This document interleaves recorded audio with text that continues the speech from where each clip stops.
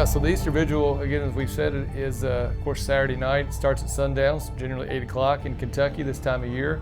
And it'll be different. The lights are usually, when you come to the church, are generally a little bit lower, but we'll invite everybody to go outside to where we'll have a fire prepared, the Easter fire. And so once we go outside, then we turn all the lights off in the church and we go outside. Now, not everybody comes because some people just physically can't, move, and so they'll stay in the darkness, so to speak.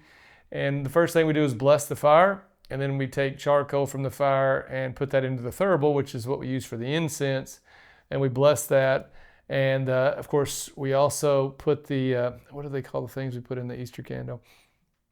Oh, the grains of incense. The grains of incense. We put these things into the, for the new year, because we will have a new Easter candle, Paschal candle for 2026 into 27. So we will, of course, put that incense into that, and then the deacon will sort of lead our procession back into the church as we sing. And so we will process into the church, and as we do, we'll light candles. So I have a candle, the pastor or the priest will have a candle, and then we get to the middle of the church, so everybody's sort of starting to file in, and the Easter candle's the only light. Again, hopefully people understand the symbolism. The symbolism is in this dark world, in the darkness of our lives, Christ is the light. So Christ, of course, comes into the darkness, into the middle of the church, and then I light my candle off of the Easter candle, the Paschal candle, and then I will start lighting other people's lights off of my candle. Again, the symbolism is Christ gives the light to the church through the sacramental life of the church, and then through the priesthood and the sacramental life of the church, everybody else's lights, our candles are lit, and then they light candles to the people around them. So it's a wonderful vision of the symbolism of what we're called to do. Whereas God, everything flows from Christ. He gives us His grace to the church passes it on to the people, and then the people, of course, go out into the world and to continue to give that. So that's what we're meant to see. And then the coolest thing about that is once, the deacon continues to process forward and everybody else, and once everybody gets in the church and they all got their lights lit, like you can't even tell the lights aren't on. There's so many candles and so much light. It's pretty bright in there. So you can see that if somehow we all were able to put on the light of Christ, the whole world, there would be no more darkness. And that's the goal. So that's the symbolism at Easter Vigil, and it's beautiful. Again, then we get in there, we will incense the Easter candle, and then they sing the Exultet. Usually the deacon will do that. Of course, we don't have any deacons that feel like they can do that. So usually, one of the associate pastors will do that because I don't sing it either. So you want to talk about the Exultet? Yeah, it's a long sung prayer in which we exalt in our God, and we reflect on the many things that He has done for the world, and we're getting ready to kind of meditate on salvation history and see how God has worked throughout history. And then it's kind of an explanation of some of the symbols going on, because we talk about this new candle, this new light of Christ, again going back to the whole idea of God using ordinary objects to bring about His presence and wonder and to lift our gaze into the church.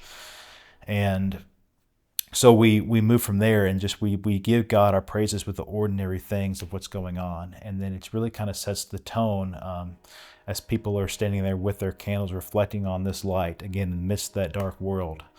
And it kind of completes that initial portion, or that first part of the Easter Vigil, before we move into the liturgy of the Word. And I think, when they're singing the Exultet, I always think, man, this thing goes on forever. Like, when are they ever going to get done?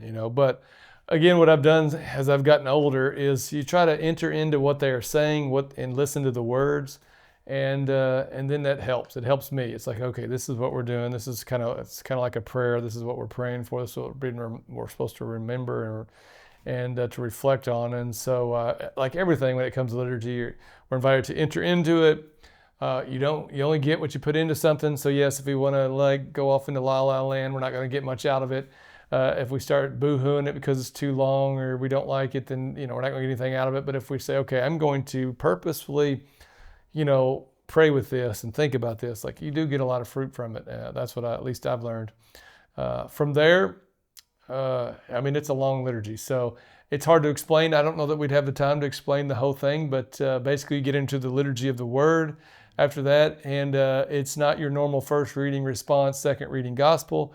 There are several readings, there are several responses. And then eventually you got the epistle to Paul eventually, and you've got a Gloria, you ring the bells, eventually get to the gospel.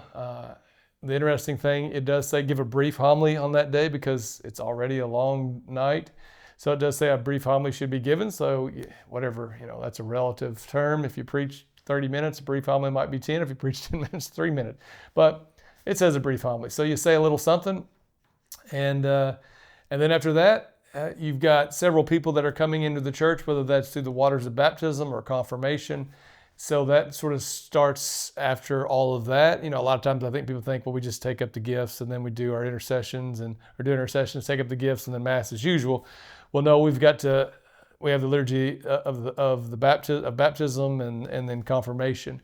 And that takes a while. We do a litany of the saints during the baptisms. You got several people to baptize and then several people to confirm. And once you get all that done, which that takes a while, then you get into the intercessions and then the liturgy of the Eucharist, and kind of Mass goes on as usual after that.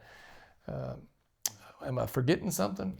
No, that's the basic structure. I do want to say something about the liturgy of the Word, because the readings that you'll hear at the Easter Vigil, they start with the story of creation, and then you'll see the different covenants being formed. You'll hear stories, of Moses going forward in the Exodus, and then you'll hear from, David and the prophets, and then it kind of all culminates in the Gloria, and then you'll hear that great epistle from St. Paul's letter to the Romans, I believe it is, and then you hear the great reading of the resurrection of Christ, and we sing that. I know we're still technically in Lent, but you're not supposed to say it, so that A word, the Alleluia, that we'll get to sing on Easter Sunday. And really, that's kind of a highlight too. But really, to see all these people that have been preparing for months, even some maybe perhaps years, to really just come into full communion of the church, to see them and that grace just kind of flowing through them, and the joy that they experience has always been really one of the highlights for me. And so I love the Easter Vigil. It's supposed to be the most solemn liturgy of all the liturgies in the church of the whole year. And so sometimes you don't, sometimes you might have a small parish. I remember I did a vigil last year at a small parish. It didn't have anybody coming to the church. I still loved it, but I always love it more when people are coming into the fullness of the church. Because they've just received that sanctifying grace for the first time, in which really the trajectory of their souls are changed literally forever. They'll never be the same. They're like, they're meant for God, and then and that grace of confirmation really strengthens them and completes that baptismal grace if they've been previously baptized. Just to see that, and then as they come forward to receive Holy Communion for the very first time with the rest of the church, it was always a special moment for me. And then really throughout the Easter season too, is we see a lot of these things perpetuated, because we do celebrate our first communions during the Easter season, and typically there towards the end here at St. Joe's, we celebrate our confirmations. So you get to see this kind of happen a lot. So that's a very exciting time for us as priests, those weeks of Holy Week, and then those 7 or 8 weeks thereafter.